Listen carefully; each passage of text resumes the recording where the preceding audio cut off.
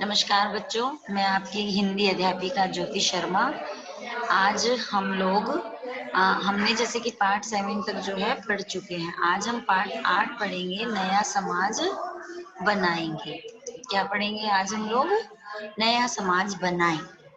अब नया समाज बनाएं मतलब हमें एक नया समाज बनाने की जरूरत है। समझ में आ रही है बात? तो हमारे जो पाठ में है वो यही बात कहना चाहते हैं कि आओ नया समाज बनाएं, इस धरती को स्वर्ग बनाएं। आओ नया समाज बनाएं।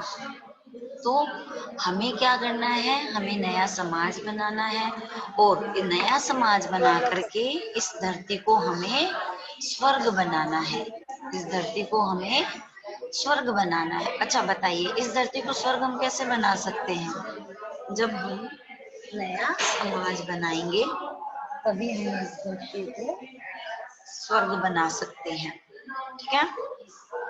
जाति पाति के बंधन तोड़े, अपने अपने अपनेपन की कड़ियां जोड़े, इस धरती के हर मानव का मानवता से नाता जोड़े, एक दूसरे के सुख दुख में मिलकर बैठे हाथ बटाए, आओ नया समाज बनाए। जैसे कि आप लोगों को ये पिक्चर दिख ही रही है कि जाति पाति के बंधन तोड़े। हमारे समाज में आप लोग देखते हैं ना कि हम आजकल जो है वो इसी बात पर लड़ाई होती है कि नहीं ये हिंदू है, ये मुस्लिम है, नहीं ये हमारा फेस्टिवल नहीं है, नहीं ये है। तो ये जो जाति पाति है इसके हमें बंधन तोड़ने हैं। अगर जब तक ये बंधन नहीं तोड़ेंगे तब तक तो लड़ाई झगड़ा होता ही रहेगा। तो जाति पाति के बंधन तोड़ने हैं और अपनेपन की जो है वो कड़ियां जोड़नी है। कड़ी जो होती है वह एक से दूसरे की कड़ी जुड़ी रहती है। तो हमें क्या करना है? कड़ी को जोड़ना है, अर्थात हमें एक दूसरे से प्रेम की भावना को रखना है। समझ में आ रही है बात? उसके बाद में देखो, इस धरती के हर मानव का इस धरती के हर मानव का मानवता से नाता जोड़े। तो हम जितने भी मानव हैं, मतलब आप, मैं, अन्य लोग, जितने भी हम लोग हैं, उसका हमें मानवता से नाता जोड़ना है। मानवता क्या होती है? मानव का मनुष्यत्व, अच्छाई आना है ना, किसी चीज को लेकर के भेदभाव की भावना नहीं रहना, एक दूसरे के सुख दुख में मिलकर बैठे हाथ बटाए, एक दूसरे के सुख दुख में। सिर्फ हमें ऐसे नहीं है कि सिर्फ हमें सुख में जाना है और एंजॉय करना है कि आज उसकी बर्थडे पार्टी है तो चलो हम मस्ती करने चलते हैं, और आज अपने किसी फ्रेंड के लग गई है तो रहने तो नहीं चलते हैं। तो ऐसा नहीं करना। हमें क्या करना है? हमें एक दूसरे के सुख में दुख में मिलकर बैठे हाथ बढ़ाए, हम सबको मिलकर के और हाथ को जो बढ़ाना है। हाथ बढ़ाने का मतलब यहाँ पे क्या हुआ? हाथ बढ़ाने का मतलब है हम एक दूसरे की सहायता करें। समझ में आ गई बात?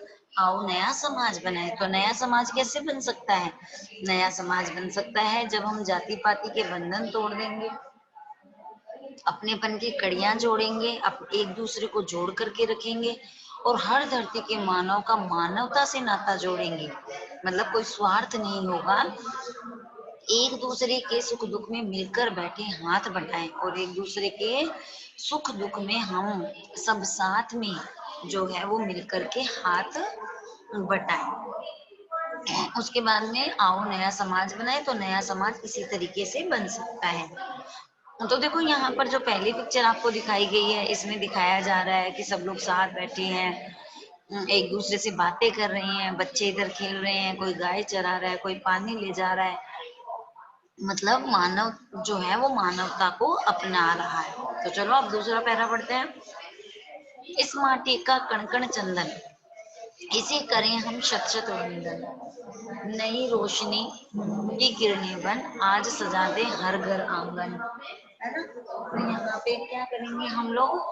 इस माटी का कण कण चंदन, इसे करें हम शत शत वंदन, नई रोशनी की किरणें बन, आज सजा दे हर घर आंगन। अब देखो कितनी मतलब अच्छी बात कही है। हमारी जो माटी का कणकण है, अर्थात मिट्टी का जो कणकण है वो चंदन है ना? और इस मिट्टी के मतलब कण कण को, इस चंदन को हमें क्या करना है? शत शत वंदन करना है, इसको नमस्कार करना है, इसको इसकी जो है वंदना करनी है। हमें, है ना। फिर आगे कहा कि नई रोशनी की किरणें बन आज सजा दे हर घर आंगन। और नई रोशनी की किरणें बन, जो सूर्य भगवान हमें रोशनी देते हैं, उनकी किरणें बन करके हम उसे आज सजा दे मतलब उसकी डेकोरेशन कर दें, उसको सजावट कर दें, हर घर आंगन। तो क्या कहा कि इस माटी का जो कण कण है वो चंदन स्वरूप है, अर्थात चंदन के समान है। और इसे हमें सौ बार शत शत वंदन, अर्थात सौ बार इसकी वंदना करनी है, सौ बार इसको नमस्कार करना है। और जो सूर्य की किरणें होती हैं, उस नई रोशनी की किरणें बन करके हम हर घर, हर आंगन जो है वो उस किरणों से सजा देंगे, अर्थात सबके मन में हम आशावादी दृष्टिकोण जो है वो डाल देंगे। समझ में आई बात। तो उसके बाद में देखो, मिलजुल कर आगे बढ़ने का सबके मन में भाव जगाएं, आओ नया समाज बनाएं, श्रम को जीवन मंत्र बनाएं, ऊंच नीच का भेद मिटाएं, भारत माता के हम सपूत बन नव जीवन की अलख जगाएं, धरा सभी की गगन सभी का यही प्रेम संदेश सुनाएं, आओ नया समाज बनाएं। अब क्या कहा कि मिलजुल कर आगे बढ़ने का सबके मन में भाव जगाएं।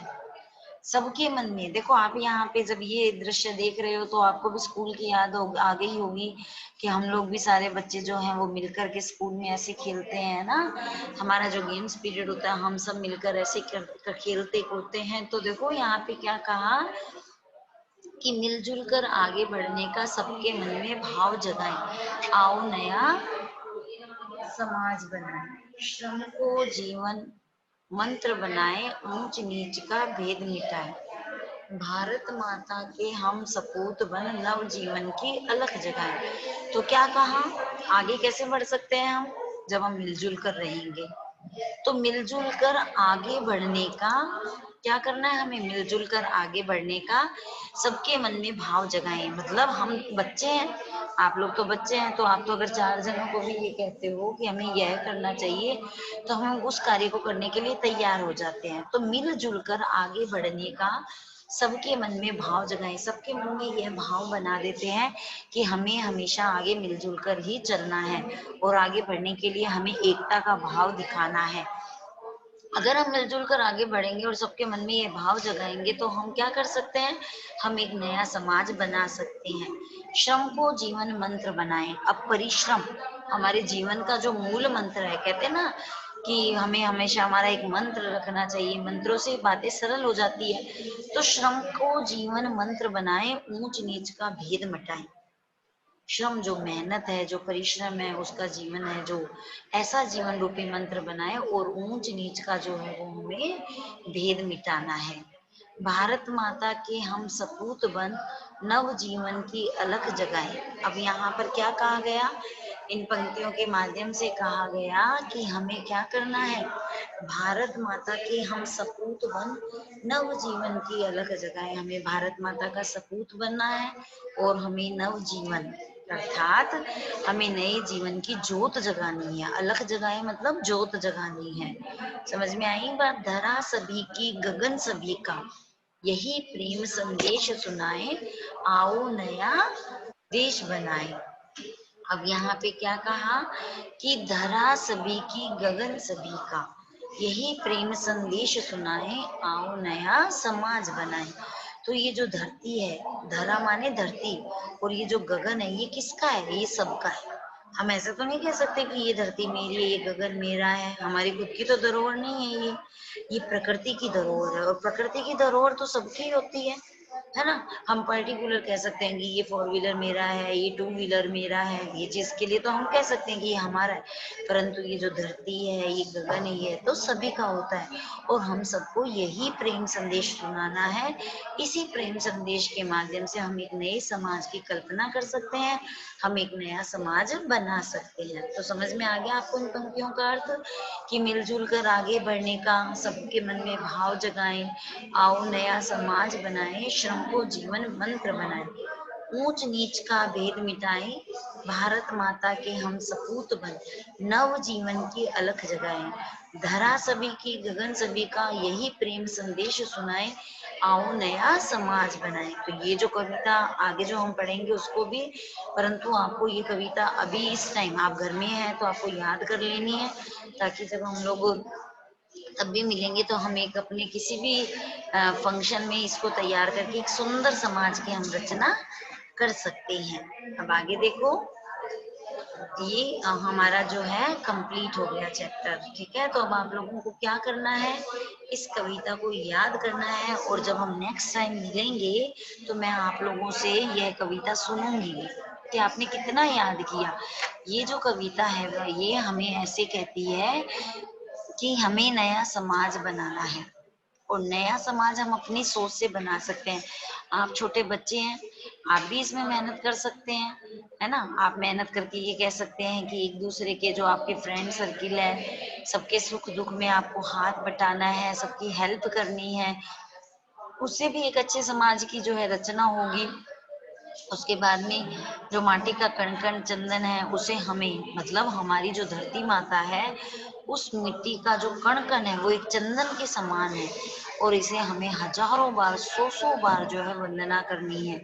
नई रोशनी की किरणें बन करके भी हम लोग जो है वो क्या कर सकते हैं, इसको सजा सकते हैं, हर घर आंगन को हम प्रफुल्लित बना सकते हैं, है ना। फिर कहा कि मिलजुल कर आगे बढ़ने का सबके मन में भाव जगाएं, आओ नया समाज बनाए, श्रम को जीवन मंत्र बनाएं, ऊंच नीच का भेद मिटाएं, भारत माता के हम सपूत बन नव जीवन की अलख जगाएं, धरा सभी की गगन सभी का यही प्रेम संदेश सुनाए, आओ नया समाज बनाए।